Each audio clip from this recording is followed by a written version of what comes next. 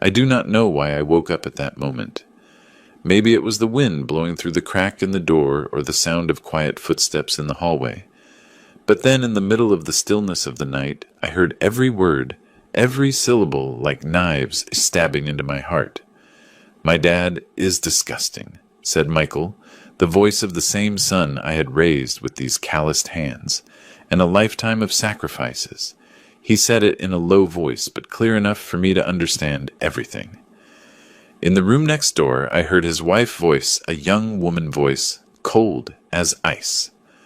"Lower your voice, he is going to hear you. It does not matter, he does not even notice he is old." And then they both laughed, a dry laugh like dust. I remained motionless, not breathing, as if the slightest movement could break something inside my chest.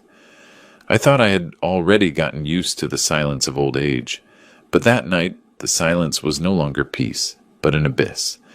I closed my eyes, trying to pretend I had not heard anything, as if it had all been a dream. But no. Each of the words "he is disgusting" kept echoing clear, as if branded into my bones with fire. I opened my eyes and looked at the ceiling. The light from the hallway filtered under the door, creating a thin and trembling line of light. I saw my hand on my chest, thin with marked veins, and yet it weighed like a rock. I had endured many things in my life, hunger, poverty, the sleepless nights when my wife left, but I had never known a pain like this being a cause of disgust for my own son. I did not cry. At my 78 years, my tears seemed to have dried up. I just felt a lump in my throat, as if an invisible hand were squeezing it.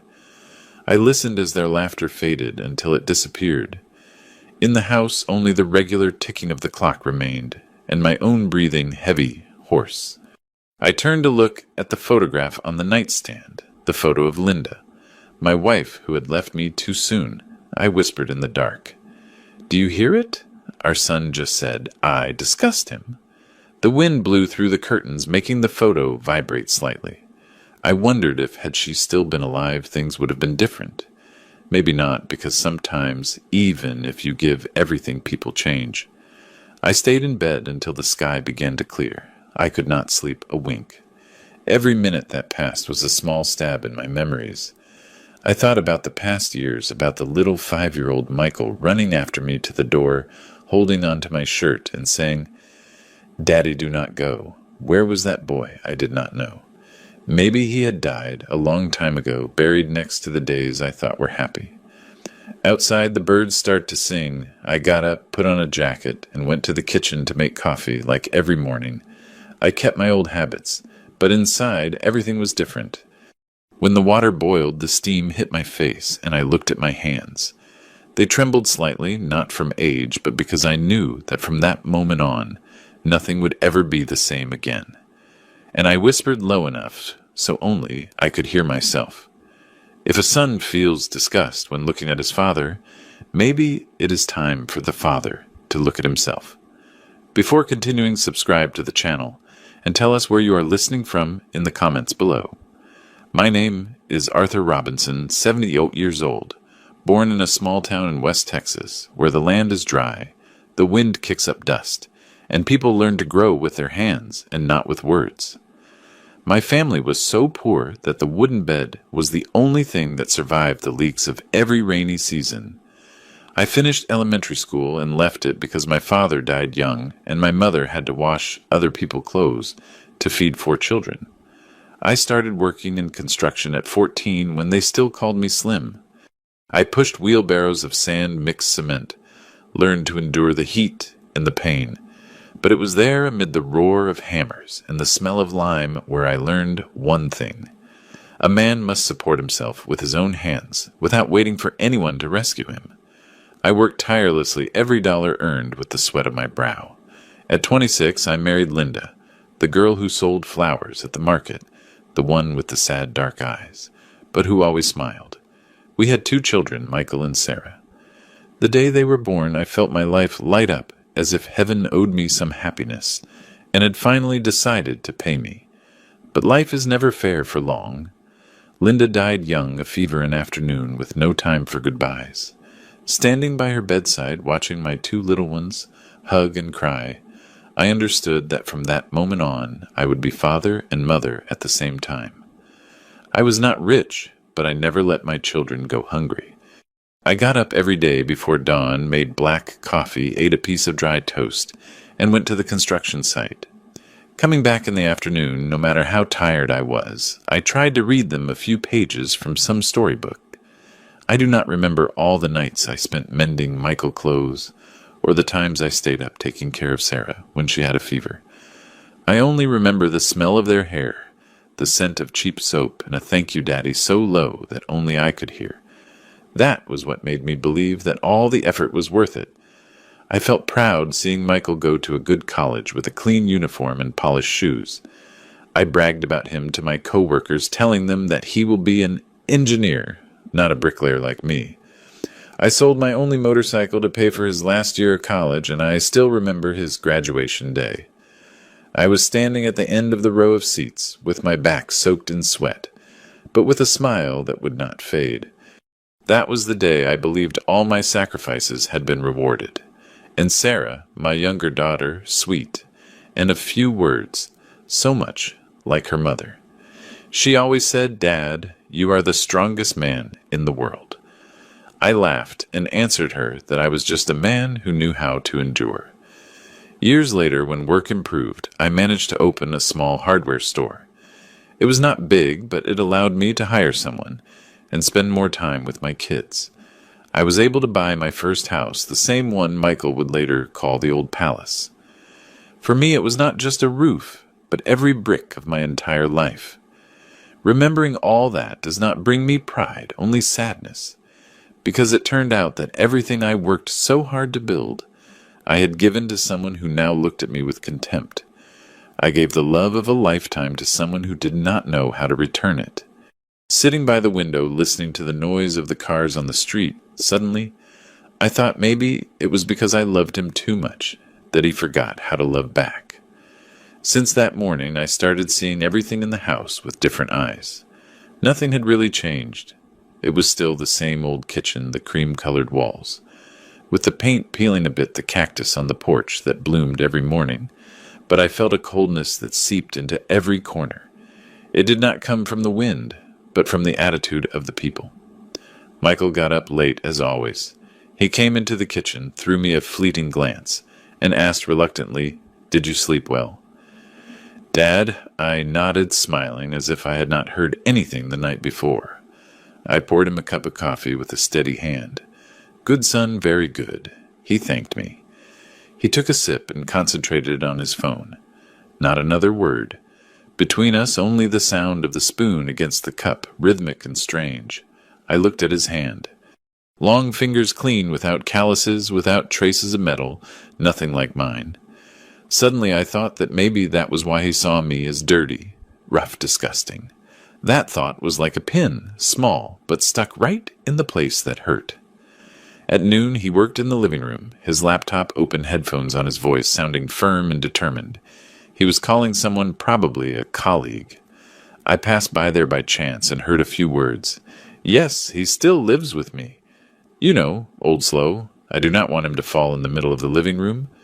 And then a laugh. I stopped for a second.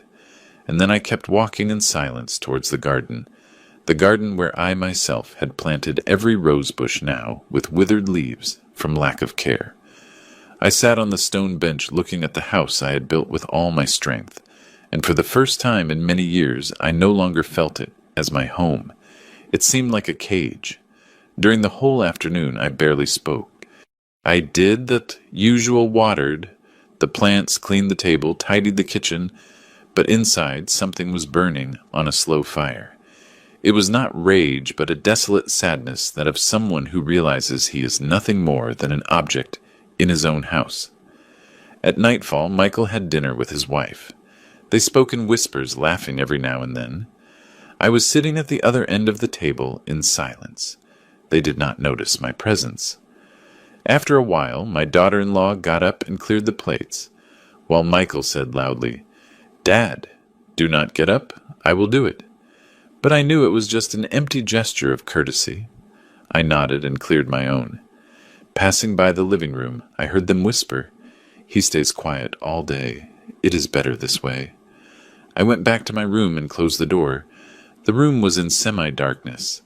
Only the ticking of the clock could be heard. I sat on the edge of the bed, looking at my old shoes placed neatly on the floor. Those shoes had accompanied me for 10 years. They had stepped on thousands of yards of dirt. They had walked through countless construction sites. I bent down and dusted them off carefully. In that moment, I felt I was the last one who still remembered the past. That night, I did not sleep either. I sat by the window listening to the whistling of the wind between the bars, thinking of Linda of the days when I held little Michael in my arms. I asked myself, did I spoil him too much, to the point that he forgot what gratitude is? And then I understood. It is not time that distances people, but the silence between two hearts, when one no longer wants to listen, and the other does not dare to speak. I sighed and drank a sip of the cold coffee that was on the table. In the mirror, my reflection returned a tired look, but more lucid than ever. I knew that if I stayed in silence, sooner or later, I would disappear completely, even if I continued living in my own house. And from there, a small idea, clear and serene, began to germinate in me. It was time to leave. The next morning, I got up earlier than usual, an old habit. Make coffee, open the door so the wind comes in, listen to the city waking up. But this time the aroma of the coffee was not as intense as before, maybe because my heart had grown cold. I looked around the kitchen. Every object, every little corner I had bought it. This wooden table I built myself. That cabinet I painted with my own hands. But Michael never saw the paint stains on my hands back then. For him, everything was already there. While I was tidying up, I opened a closet looking for some papers. By chance, I found an old box lined with blue fabric. At noon, Michael came home to eat. He talked on the phone throughout the meal, typing on his laptop without looking at me. I was sitting opposite in silence, listening to every yes, no, sure, and then a we will talk later. When he hung up, I asked him in a low voice, "How was work today, son, normal dad?" "I am very busy. Do not worry about those things," he answered without looking up. I looked at his face, that of a grown man, a stranger with no trace of the boy who used to run to the door to wait for me when I came back from work. I remembered the times I had sacrificed for him. The day he lost his job, I sold a small plot of land on the outskirts to pay his tax debts. Another time, I gave him the only truck from my company so he could start his own business. I even remembered the night I spent awake, preparing a business plan for him to present, because he told me, "Dad, you have more experience." In that moment, I felt happy helping my son. I did not know that each of those acts was slowly turning me into a shadow, making him believe his father would always be there to fix his mistakes, regardless of whether they were right or wrong. Now all that was just footprints in the memory of an old man.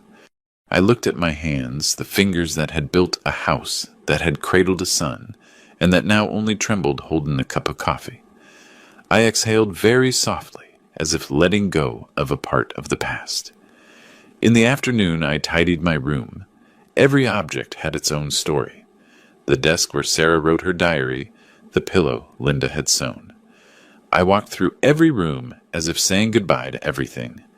Stopping in front of our wedding photo, now faded, I whispered, "Linda, I have done everything I could. Maybe it is time to learn to let go." I sat on the bed, took a small notebook, and wrote a few lines. Affection, when not valued, becomes a burden. Maybe the most merciful thing I can do for my son now is disappear from his life. I closed the notebook and looked out the window where the afternoon light was fading.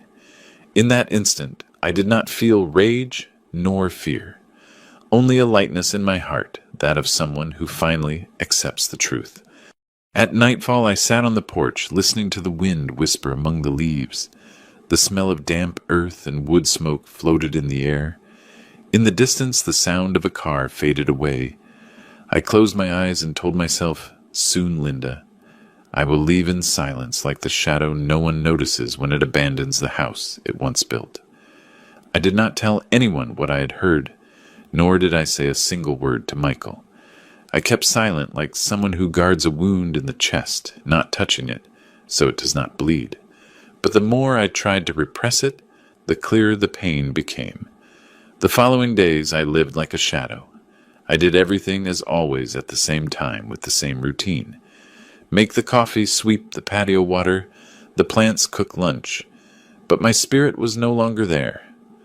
One morning, while washing a cup, I saw my reflection in the water. Gray hair, tired eyes, and behind me the spacious house I once dreamed of having. I remembered that, as a young man, I believed that with a solid roof, my children would never go without that brick. Walls would protect love. I was wrong. I forgot that a home is where there's affection. Otherwise, it is just 4 empty walls.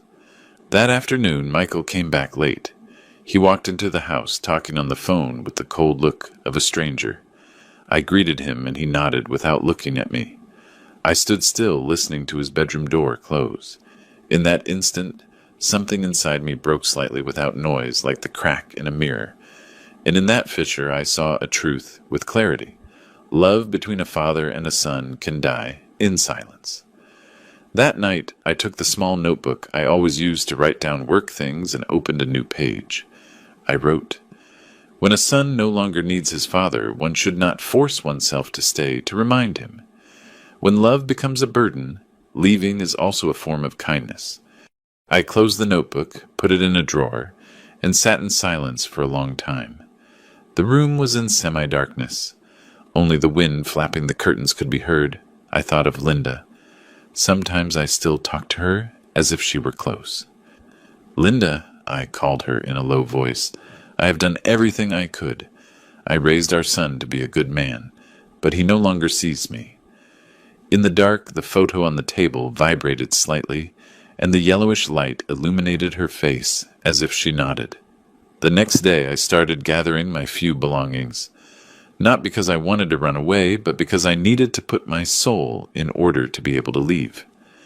I gathered some clothes, some papers, a photo of Linda, and my father's old watch. Just enough for an old man seeking to find his peace again.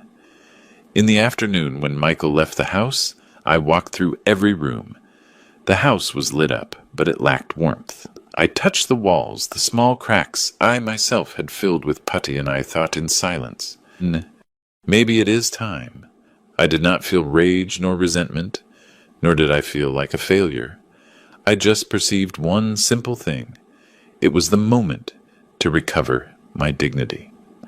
When a father realizes his son looks at him with contempt, he should not cling to that love, because it is no longer love. That night I did not sleep. I sat on the porch contemplating the moonlight on the tiles. A soft breeze brought the smell of wet earth. I took a deep breath and felt a strange calm. There were no more tears, only a serene determination. Leaving this place not to flee, but to start over. I whispered to the void, "Linda, I am going. This time it is not for work, but because I need to live the rest of my life as a person, not as a shadow in my own house." The next morning, when the sun was barely peeking over the rooftops, I opened the window, letting the wind enter with the damp smell of earth and the jasmine from the porch. The house was strangely silent. Only the dripping of the coffee and the beating of my heart could be heard rhythmic and heavy. I looked around, feeling like every object was watching me. The wooden chair I built with my hands, the old wardrobe, with the scratch Sarah made as a child, the stained wall I always promised to repaint. Everything breathed the past, but it no longer belonged to me. I poured coffee into a cup with a slight tremor in my hand. I thought about that night, about tomorrow, and everything that would come. Everything seemed already organized inside me, without haste, without fear. I have lived long enough to understand that the important decisions in life are usually born in silence. I took Linda's photo from the shelf. She was still smiling with the same kind look as always. I sat on a chair, placed the photo on my knees, and spoke to her in a low voice. "Linda, if you were here, maybe everything would be different. I am tired. I do not want to hate my son, but I do not know how to love him anymore. I gave him everything, and maybe that was what made him forget my worth. The wind from the patio moved the curtain gently, making the light dance on the photo frame. I felt Linda was listening to me in silence, as always, but in that silence there was empathy, not judgment. I still remembered clearly the day of her death. Michael was only 5, Sarah 3. I promised her before her altar that I would raise them to be good people. I kept my word, but I never imagined that at the end of my life, the only thing I did not manage to teach my son was to be grateful. That noon I went to the bank. Leaving the bank, I walked back home. On the way, I passed the old hardware store where I was a customer for many years. The owner, a gray-haired old man, looked at me surprised. "Mr. Robinson, how long has it been? How can I help you?" I smiled slightly. "I came to ask something simple. If I wanted to sell a house, do you know someone trustworthy?" He nodded and wrote down the number of an older real estate agent, someone trustworthy. I thanked him, and with the paper in my hand, I went out to the street. The wind hit my face, but I felt lighter than ever. When I got home, Michael had not returned yet. I sat at the table, opened my notebook, and added a line. It is not death that separates a father from a son, but indifference. When a father understands he is just an object in his house, he must find the door to leave on his own.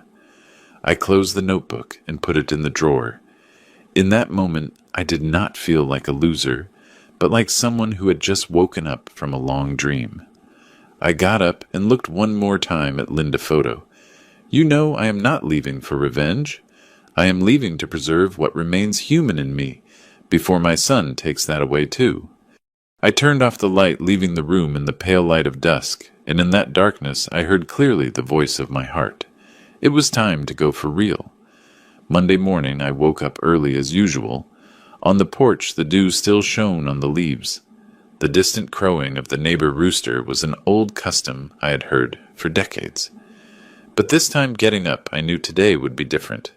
I put on the white shirt Linda liked so much, buttoning it carefully, and looked at myself in the mirror. In it I saw an old man with gray hair, sunken eyes, but with a back still straight. I looked at myself and said in a low voice, "Today, Arthur." We start again. I carried with me the paper with the real estate agent phone number. After calling an older man, voice deliberate and polite, answered, "Mr. Robinson." "What a pleasure. Tell me, how can I help you? I want to sell my house, but I want discretion." There was a silence for a few seconds on the other end, and then he answered, "Understood. Can we meet today? Sure, at 3. The meeting took place in a small coffee shop near downtown. The man named Mr. Henderson was around 60. He wore glasses and had a neat appearance. He listened to me without interrupting, without curiosity. When I told him the house had no debts or mortgages, and that it was solely in my name, his eyes shone with surprise. "And are you sure you want to sell it?" "It is a very nice property, Mr. Robinson." I nodded. My life was nicer when my family still looked at me with love. The house makes no sense anymore. We did the paperwork quickly. Henderson promised to find a discreet buyer without flashy advertising. I signed some papers. My hand did not tremble. When the ink dried, I felt as if an invisible rope had been cut, the one that tied me to the past. Walking back home in the afternoon, I went down the hallway, observing everything with a different look. Every brick, every door frame, the walls I had raised with my own hands, now seemed strange to me, as if they no longer belonged to me.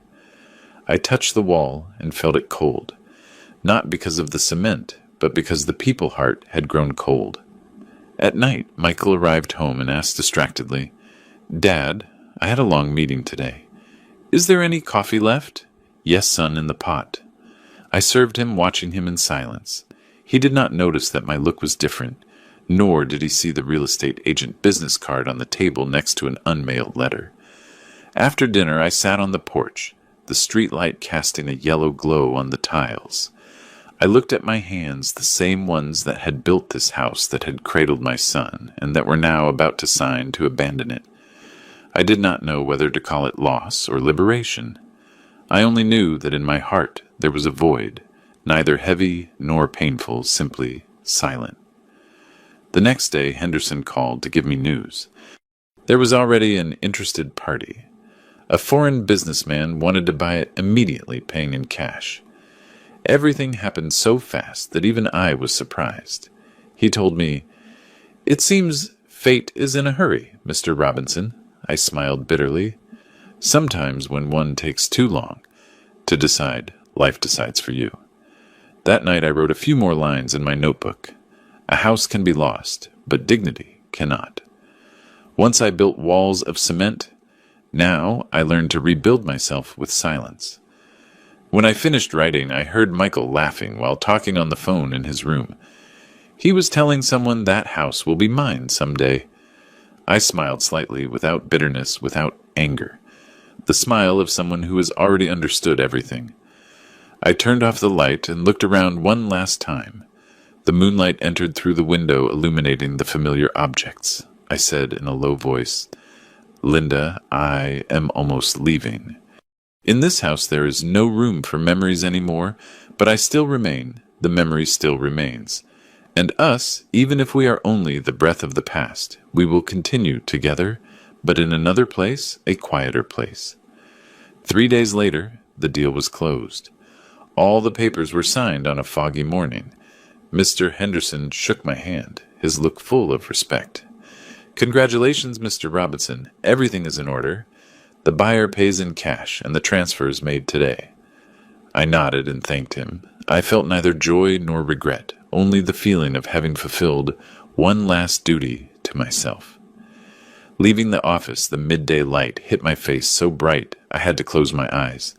A chapter of my life had just closed as softly as the sound of a wooden door closing behind my back. I returned home in the afternoon to the house that was no longer mine. Everything remained the same, but I saw it differently. Every object, every wall seemed to say goodbye to me in silence. I walked down the hall, stopped before our wedding photo, and gently touched the dusty glass. "Linda, it is done." I managed to let go. I took my old canvas bag, folded my clothes, put in some papers. Linda photo, my father, old watch, and the small notebook, the only things I considered my true heritage. I stopped for a moment looking around the room. It was a strange sensation, as if leaving my own body but remaining conscious. I took out from the drawer the sheet of yellowed paper I had prepared. I rested the pen and wrote slowly, every letter, with care, without shaking. "Do not worry, son. You will not have to pretend any more. The one who embarrassed you is gone. Take care, Michael. I hope someday you understand that love is not inherited. It is earned." I folded the paper, put it in a yellow envelope, left it on the dining table, and placed a small stone on top so it would not blow away. I looked around one last time. The house was in silence. The afternoon light entered through the window, making the dust motes shine. I remembered the day I finished building this house. Michael was 10, Sarah 7, and Linda was still alive. That day we ate for the first time in a living room without doors. The wind came in smelling of fresh lime. I thought it was the beginning of a happy life. Who would have said it would be the place where the last years of my relationship with my son would close? I went out to the porch. I locked the door without looking back. On the street, people walked hurriedly. I dragged my suitcase slowly, listening to the sound of the wheels on the sidewalk. Every turn was a weight releasing from my heart. At the corner I stopped and took a deep breath. In front of me was the bus stop. I took the first one going downtown. On the bus I sat by the window and looked out. The city moved away, its lights reflected in the glass. I put my hand in my jacket pocket where I kept the transfer receipt, the proof that everything now belonged to me, and only to me. I got off at the last stop and took another bus to the airport. I had bought the ticket 2 days before. One way, no return to Phoenix. No one knew. No one asked. I sat in the waiting room watching people say goodbye with hurried hugs, while I only had my suitcase and a heart as light as a bird. When the plane took off, I looked out the window. The city became smaller and smaller until it disappeared. In that moment, I did not feel sadness, only a strange peace. As if for the first time in my life, I could breathe deeply. I closed my eyes softly and told myself, "Son, I am not leaving out of hate, but out of love, because there are loves that to keep them, you have to let them go." The flight landed in Phoenix at 9 at night, a strange city with a dry wind and smell of metal. I dragged my suitcase to a taxi and asked the driver to take me downtown. I did not have an exact address, I just knew that there were some small, cheap and quiet boarding houses there. We stopped in front of an old wooden sign with peeling paint, Hope Boarding House. The name seemed ironic to me, but maybe it was also a sign. I knocked on the door. An old woman of about 60 opened, looked me up and down, and then smiled kindly. "Looking for a room, sir? Yes, small, but quiet." She nodded and guided me down a narrow hallway. My room was on the first floor. It was small, with beige walls, a bed, a table, and a window that overlooked an alley. I left the suitcase on the floor and took a deep breath. For the first time in many years, I was in a place without memories. That night, I did not turn on the light. I lay down listening to the noise of the cars on the street, the distant barking of a dog. In my mind, I heard Michael's voice again. My dad disgusts me. His laugh, my daughter-in-law laugh. I thought I would feel pain, but no, only tiredness. I said in a low voice in the dark, "Linda, I did it. I left." The next morning I got up early, opened the window, and a cold, clear light flooded the room. I made coffee in a small electric coffee maker. The aroma of the coffee mixed with the morning breeze, reminding me of so many past years. I did not know how to start over at my age, but at least I knew I would no longer have to listen to the sighs of someone who considered me a burden. My first morning I walked around the neighborhood. Phoenix was bustling. People went to work, buses crowded together, but I felt a strange peace. No one knew who I was. No one called me old. No one looked at me with pity. I bought a coffee and sat on a park bench, watching the children play. A boy fell and burst out laughing. His father bent down to pick him up, wiped off the dust, and hugged him. I looked at them and smiled slightly. Maybe I looked like that too in the past. At noon I went back to the room and took out my phone. 17 missed calls, all from Michael. A text message. "Dad, where are you? I do not understand what you did. You sold the house. Why, I read it without answering." A moment later the phone vibrated again. Another message, this time with a harsher tone. "What did you do? Old man? Are you crazy?" And then another with a trembling voice as if he were scared. "Dad, please answer me. Let us talk." I left the phone on the table. My heart did not beat as fast as I thought. I just felt a void, as if those words had arrived too late, when there was nothing left in me to answer. I wrapped the phone in a towel, turned it off, and put it in the suitcase. I knew that if I listened one more time, my will would falter. At night, I walked around the boarding house. The streetlights dyed the street a pale yellow, and the smell of freshly baked bread floated in the air. I heard some old men laughing in a grocery store, the music of a small bar, and I realized that although I was alone, I was still alive. I still had breath, I still had legs, and I still had the right to choose peace for myself. Back in my room, I wrote a few lines in my notebook. "Son, you will call, you will get angry, you will cry, and then you will forget, and I will start over. Because sometimes to keep love, you have to learn to walk away from it." I put down the pen and looked at the ceiling where the dim light filtered through the small window. The noise of the cars on the street faded away. I closed my eyes softly, and in that instant I felt my heart at peace. That rare peace I had sought all my life, but could only find when I lost everything. The first days in Phoenix passed slowly, but without heaviness. Every morning I woke up when the sky was still misty. I made a cup of black coffee and sat by the window to watch the light flood the street. I listened to the street vendors shouting, the screech of the bus brakes, the voices of children calling their mothers.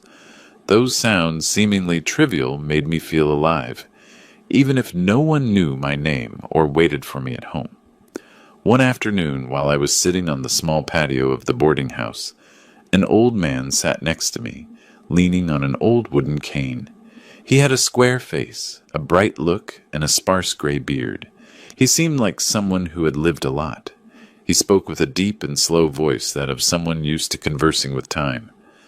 "New here, right? Yes. I just arrived a few days ago. I am George. I live in room 7. I smiled. "Arthur." "A pleasure, George." We talked like two strangers finding a bit of warmth in the middle of a cold city. The afternoon fell. We stayed there without saying anything else. The wind seeped through the cracks in the walls, bringing the smell of dampness from the approaching rain. In that silence, suddenly I felt my heart calm down. It had been a long time since I talked to someone without having to give explanations, without having to prove anything. From that day on, George and I became friends. In the morning, he used to knock softly on my door. "Coffee, old man," and I answered, always. We sat in a corner of the porch, each with his cup of coffee, watching the street wake up. People went to work. Students laughed. The sky cleared. And in that brief moment, I felt more at peace than ever. "Sometimes we talked about our children," he said. "Children are borrowed, Arthur. We raise them, feed them, but they do not belong to us. Some return, others get lost." I just nodded. "There are truths that do not need to be discussed, only accepted." At night, I used to write in my notebook. Each page contained only a few lines, but it was the only way I had to preserve a part of me. Day 8 in Phoenix. I still do not get used to the loneliness, but I am no longer afraid of it. Here no one knows I'm someone's father, nor does anyone despise me for my age. I am just Arthur, and that is enough. One noon, while walking through a small market near the boarding house, I saw a group of children playing soccer under the sun. A boy fell and scraped his knee, bleeding a little. I approached quickly to help him up. He looked at me with his clear, dark eyes and smiled. "Thank you, sir." I froze because in that smile I saw for an instant the Michael of my childhood. The same eyes, the same laugh before time and ambition turned him into another person. That night I went back to my room. I poured myself a cup of coffee and sat on a small wooden chair. The wind from the street entered light but penetrating. I said in a low voice, "Linda, maybe I am still lucky, because in this strange place I have found a little warmth from people without blood ties, without strings attached." I drank a sip of coffee and added one more line in my notebook. "Sometimes family is not where you are born, but where they listen to you, without judging you." And I realized that peace in reality is not in any place. It only comes when you stop expecting someone to understand you. One morning, while I was sitting with George on the porch drinking coffee, the landlady brought me a thick white envelope. "For you, Mr. Robinson. It arrived a while ago," she said before leaving. I recognized the handwriting on the envelope. Neat, cold, with the name of a law firm. I had a bad feeling. I opened it and read every line slowly. "By means of this letter, you are notified of the intention to challenge the sale of the property located in—" I read it 3 times to understand it completely. Michael was suing me. He claimed that when signing the sales contract, I was not in full use of my mental faculties, meaning that I was senile, that I was not aware of my actions. I laughed, not out loud, just a huff that sounded like the wind. I did not feel rage nor surprise, only relief, because I had already foreseen it. George looked at me and asked in a low voice, "Is something wrong?" I folded the paper and answered, "Nothing I did not expect. It is my son, and he wants what is no longer his." He just shook his head and said slowly, "When love does not teach respect, life takes charge." That afternoon I went to the bank. Mr. Lewis, the young advisor, recognized me immediately. I handed him a copy of the documents and said, "I am going to need certified copies of all the movements and a medical certificate from my doctor, the one we left on file." He understood instantly and nodded. "Legal problems, Mr. Robinson. No just truths that need to be put in writing. Before selling the house, I had done everything according to the law. I had a medical certificate confirming my total lucidity, a video of the signing before a notary, and even a statement I read myself clear and articulate. Everything was on file. I was not worried. The next day I called the law firm listed on the envelope. When the secretary answered, I said calmly, "This is Arthur Robinson. Tell the lawyer that his client, my son Michael, can forget about this lawsuit. If he insists, I will have to show evidence that will make him embarrassed in front of a judge." She kept silent for a few seconds, and then just said, "I will convey it to him, sir." I hung up. In the room, the afternoon light entered obliquely through the window, illuminating the still steaming cup of coffee. I laughed alone, not for the victory, but because I realized that for the first time in my life, I had learned to defend myself without needing to shout. 3 days later, there were no more letters or calls, but one night, turning on the phone to see the news, the screen blinked. 20 new messages. Michael. I opened one. It was his voice, hoarse, tired. "Dad, I did not know you had done all that. I did not think you would leave like that. About the disgust. It was nonsense. Sorry. Come back, please." I listened to the end and turned off the phone. I did not cry. I just stood still, looking out the window at the blinking lights of the city. I thought of George's words. There are wounds that do not heal with justice, but with distance. I added one more line in my notebook. Son, there are apologies that do not need to be heard, because when a father heart has grown cold, only silence remains, and silence is also an answer. Then I closed the notebook and poured myself more coffee. Outside, the night in Phoenix was so silent, you could hear the slight whisper of the wind on the rooftops. For the first time in many years, I felt truly firm, not for having defeated anyone, but because I had finally chosen peace for myself. A week later, I was sitting on the porch of the boarding house, writing a few lines in my notebook, when the old phone vibrated softly. It had been off for a long time, but that day I do not know why I turned it on to check the time. An unknown number appeared on the screen. I was going to ignore it, but a feeling stopped my hand. I answered. "Dad," I froze. That voice, sweet and trembling, I could not be mistaken. It was Sarah, my daughter. "Dad, are you there?" It took me a few seconds to find my own voice. "Yes, honey, I am here." There was a long silence between us, one of those silences that can only exist between two people who have been separated for a long time, but still love each other. Then she broke down crying. "It was so hard to find you. No one knew where you were." Michael did not want to say anything. He just told us you had sold the house and disappeared. I asked slowly with a calm voice. "And did he tell you why I did it?" "He said you had a crisis, that you were not well anymore." I smiled slightly. Of course, it is easier to say that than accept the truth. Sarah kept silent. Then she said with a broken voice, "Dad, I did not know anything, I swear. But I suspected. He has not been the same for a while. He became arrogant, cold. I know, honey. You do not have to explain it." I heard a sigh on the other end of the line, and in her voice I perceived something I had not heard in Michael for a long time. Sincerity. Sarah continued with a lower but firm tone. "Dad, I want to see you. I need to hug you. Leo asks for you all the time." That name made my heart stop. Leo, my grandson, Sarah's son. I remembered he was born on a rainy day, and I held him in my arms, so small, smelling of milk. I hesitated. Part of me wanted to see my daughter again, but another feared everything would get complicated again. I was afraid of hearing more excuses, seeing looks of pity. But Sarah's voice softened me. "I am not asking you to come back, Dad. I just want to see you. Look you in the eyes and tell you, thank you for still being alive." I sighed. "All right, honey. But come alone." "Yes, Dad. I promise it will be just me." 3 days later, I waited for her at the bus stop near the boarding house. A taxi stopped. Sarah got out. She had not changed much, only her look was more mature. And there was something of Linda in her, a soft and silent sadness. When she saw me, she bit her lip and ran towards me. "Dad," she hugged me tight, It was a long, trembling hug, as if she wanted to repair all the broken years. I said nothing. I just put my hand on her back and patted her.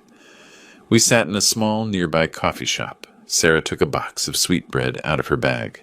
I made it like the ones you liked. I smiled and tasted a piece. The sweet and spicy taste of cinnamon spread through my mouth, bringing with it distant memories. She told me many things. About her work, about Leo, about how she missed her mother, about the years she kept silent for fear of Michael. I listened, without blaming her.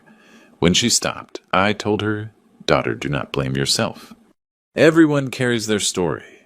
Yours, at least, still has tenderness." She looked at me with damp eyes. "Dad, can I come see you more often?" I nodded, smiling. "Always, honey. This door, although humble, will always be open for you." That afternoon, when Sarah left, I stayed alone in my small room. On the table was the box of bread, half eaten. I cut a piece, drank a sip of coffee, and looked out the window. Outside, the sunset was falling, dyeing the sky a fiery red. I wrote in my notebook, "Sometimes love does not come from someone new, but returns through those you thought lost."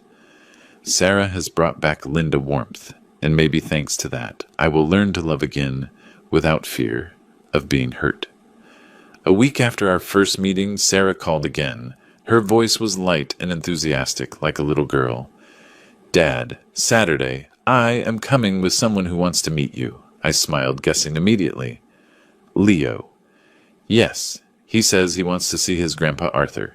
Saturday morning, the sky was clear. I got up early, tidied the room, cleaned the table, and set 2 cups of coffee and a glass of milk. I do not know why, but my hands trembled a little, as if I were about to meet something I had lost a long time ago. When the taxi stopped in front of the boarding house, I went out. Sarah opened the car door, and a boy of about 8 poked his head out with bright dark eyes. "You are my grandpa, Arthur, right? Yes, son." "I am." He smiled and handed me a small ball. "Will you play with me after breakfast?" I nodded with a lump in my throat that prevented me from speaking. The 3 of us sat in the small room. Sarah had brought sweetbread, and the aroma of flour and cinnamon flooded everything. Leo talked to me about his school, the neighbor dog, that he wanted to learn to play the guitar. I listened and smiled. Every time he said "Grandpa," I felt like a piece of my heart was being repaired. After breakfast, we went to a nearby park. I sat on a stone bench watching him play soccer, laughing out loud. A soft breeze blew, lifting the dry leaves. In that moment, I remembered Michael when he was little. The same bright eyes, the same laugh. A shadow of sadness grazed me, but then I told myself, not all children grow up to forget love. Leo ran towards me and dropped down next to me, breathless. "Grandpa, Mom says you make the best coffee in the world." I burst out laughing. "It could be, but only when there is good company."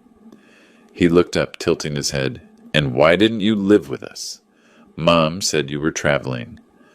I looked into his clear eyes. I could not lie to him, but I could not tell him the whole truth either. Sometimes adults also need to find their place, son. He stayed silent for a moment, and then nodded. "And now you found it?" "I think so." He smiled and suddenly hugged me. A small, warm, and sincere hug. At nightfall, Sarah said it was time to go. Leo did not want to. He grabbed my hand tightly. "Can I come back, Grandpa?" "Sure, whenever you want." When they were out of sight, I stayed at the door for a good while, watching the dusty street. On the bench, his small ball had remained. I picked it up, dusted it off, and placed it next to the window. That night, I did not sleep. I sat down to write in my notebook with trembling but firm handwriting. Today they called me Grandpa again.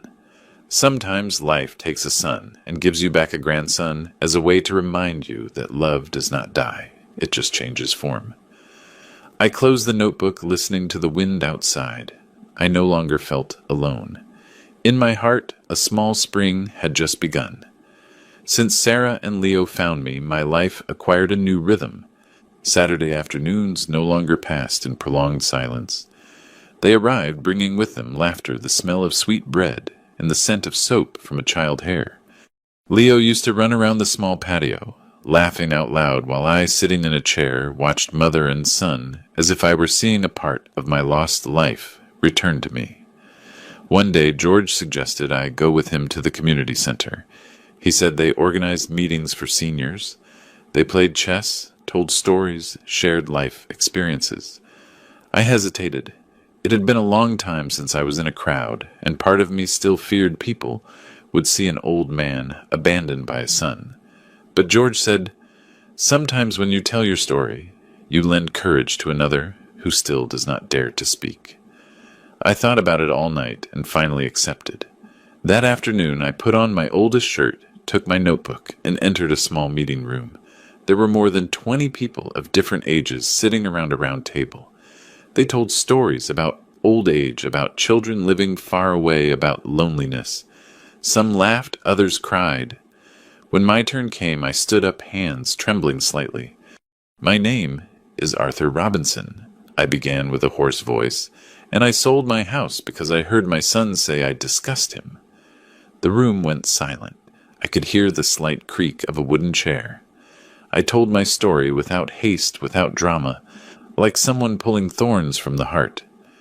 I spoke of my life, of work, of Linda, of Michael, of the night I heard those words, and of my decision to leave in silence. With every sentence, I felt like the wind blew over an old wound, stinging, but at the same time drying it. When I finished, no one said anything. A tiny old woman with completely white hair got up, hugged me, and said in a low voice, "Thank you, Mr. Robinson. You said what many of us feel and keep quiet." And then the whole room applauded. It was not a loud applause, but soft, sincere. In that moment, I realized I was not alone. I was not the only one forgotten by his children. There were so many old people like me sitting in the darkness of their old houses, wishing someone would listen to them at least once. At night, coming back, I sat at the door and wrote in my notebook. Today I spoke with a trembling voice, but with my heart in my hand. I did not tell my story to get pity, but to remind those who keep silent that loving is not enduring, and that respect is the only debt children should never forget.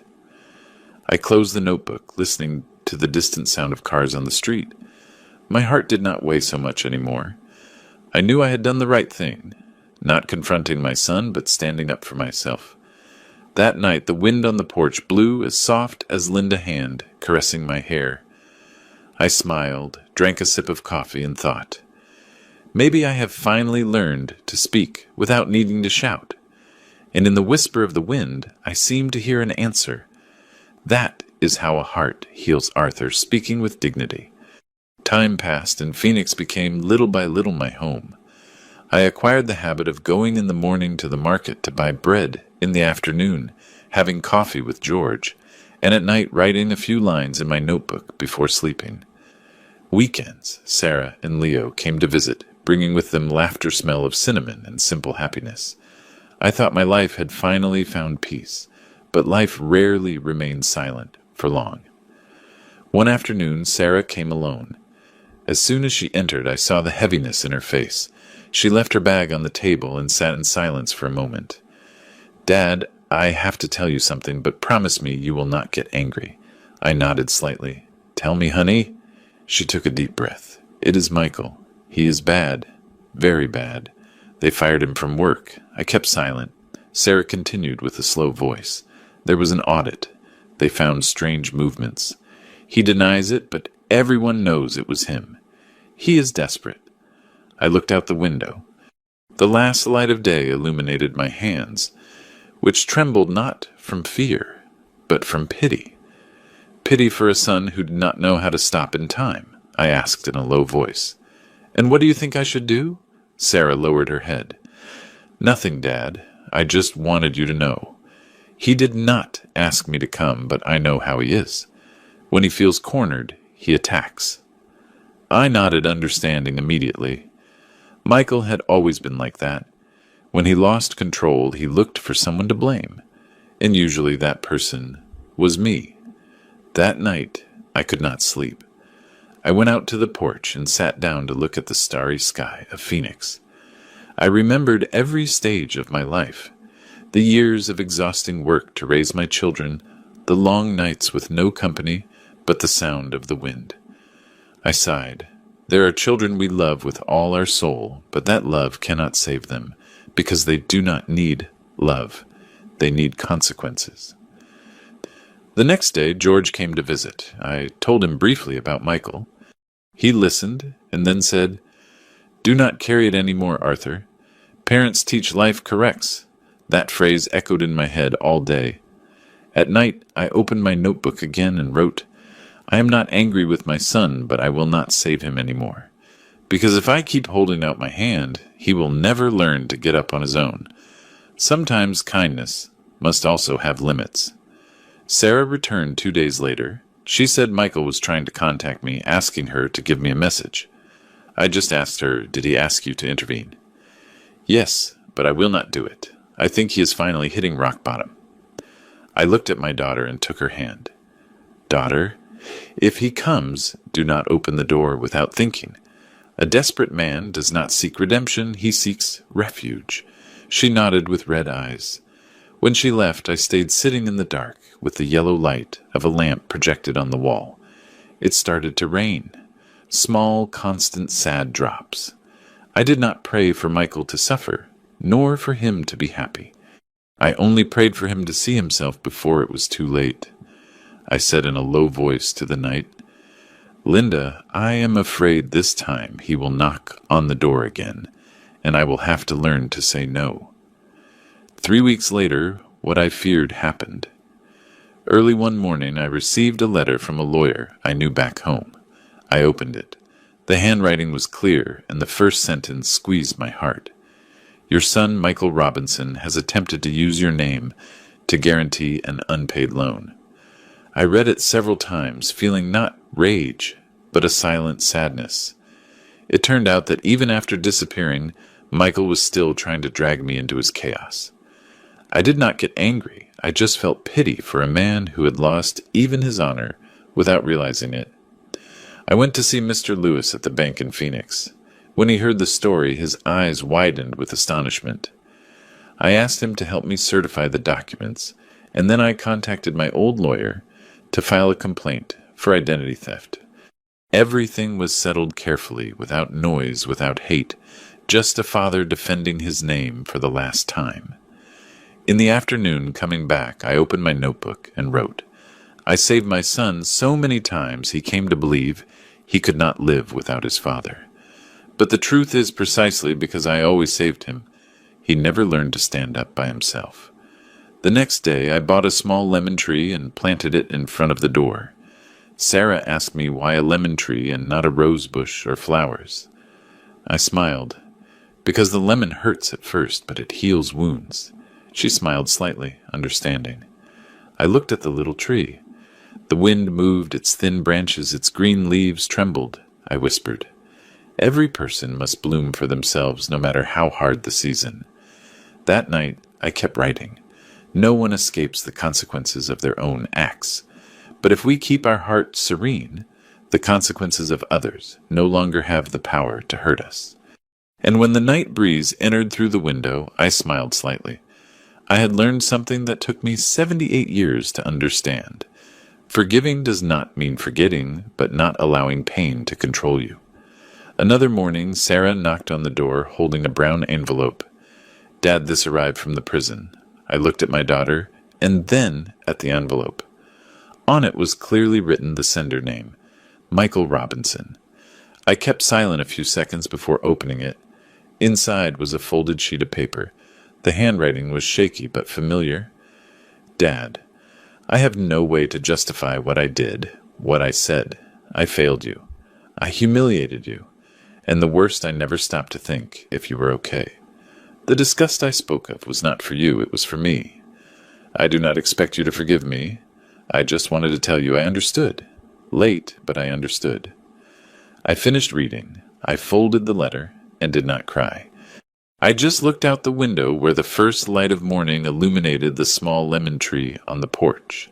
The leaves moved gently, and a drop of dew fell to the earth. I knew they were not my tears, but the tears of life falling just when they should fall. That night, I wrote in my notebook. Forgiving does not always mean opening the door again. There are people you can only forgive from a distance, so they find themselves again in the dark. I kept Michael's letter in a drawer under Linda photo. See, he finally understood. Late, but understanding is better than nothing, and I felt my heart a little lighter, not from happiness, but because the end had taken shape. After all, I started thinking about the future, not mine, but Leo. I called Sarah and told her clearly, "Daughter, I want to open a college fund for the boy." She opened her eyes wide. "Really, Dad?" "Yes, I will not put it in your name or mine. It will be legal with a financial guardian, untouchable until he is 18. Sarah had teary eyes. "And if Michael finds out," I smiled slightly, "let him find out. I do not owe him explanations. I only owe the boy something better than silence." I went to the bank and did the paperwork. Every signature I traced with security, as if affirming before life that I still had the right to create something good. That night, coming back, I took out my notebook and wrote, "Once I built a house for my son, now I build a future for my grandson. A roof can be sold, but an example of a dignified life remains forever." Leo came to visit the next afternoon.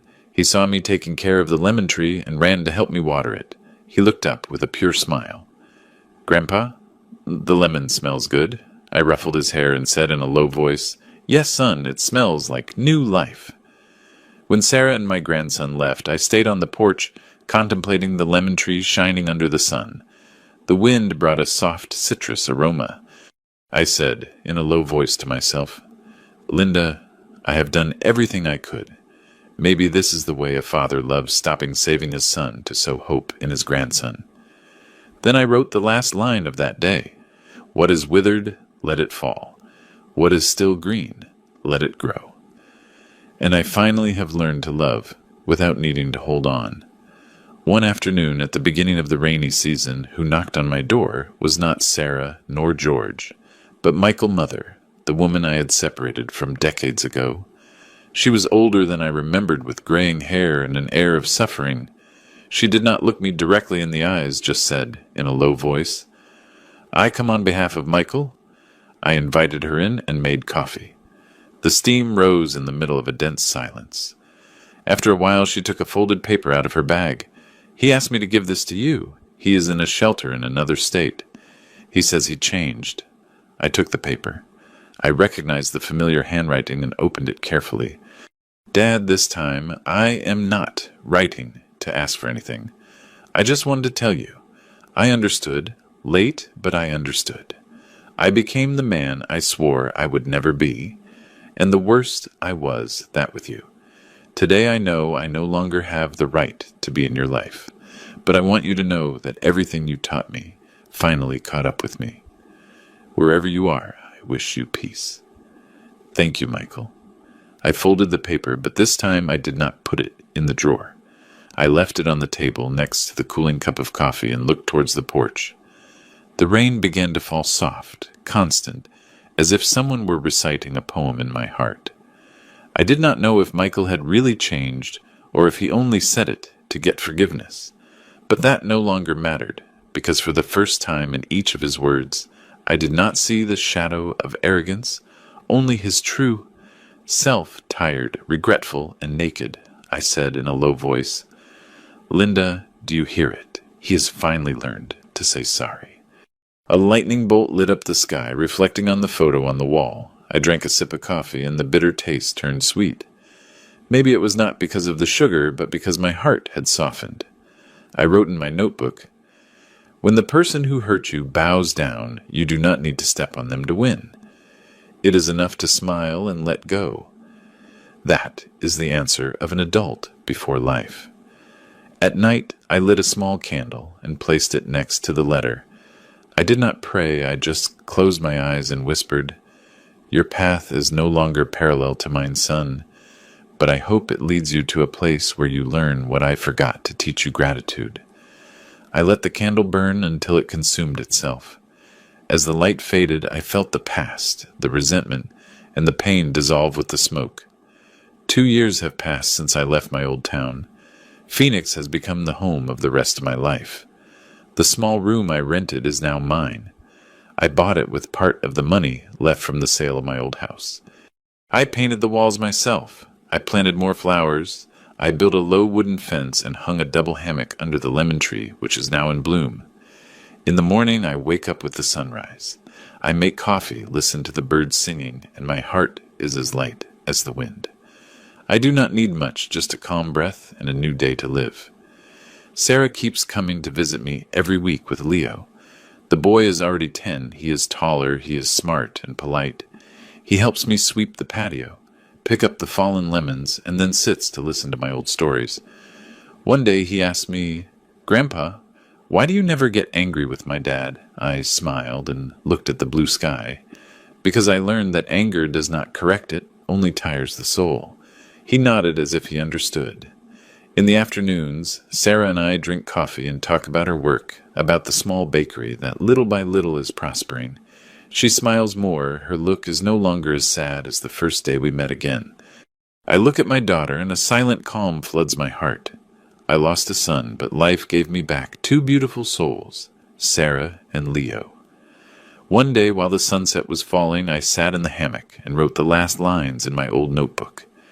I used to think justice was making whoever hurt you suffer double. Now I understand that true justice is living in peace, without that person having the power to hurt you anymore. I closed the notebook and left it next to my cup of coffee. The wind brought the aroma of the lemon blossoms. I said in a low voice, as if someone were listening to me. "Linda, I am finally home. Not in a house of bricks, but in the house of my own heart." I looked up at the sky. The last light of day slipped between the leaves and fell on my shoulders, like gold dust. Leo ran towards me, hugged me, and burst out laughing. "Grandpa, the tree already has fruit." I smiled and nodded. "Yes, son, and every fruit is a new life."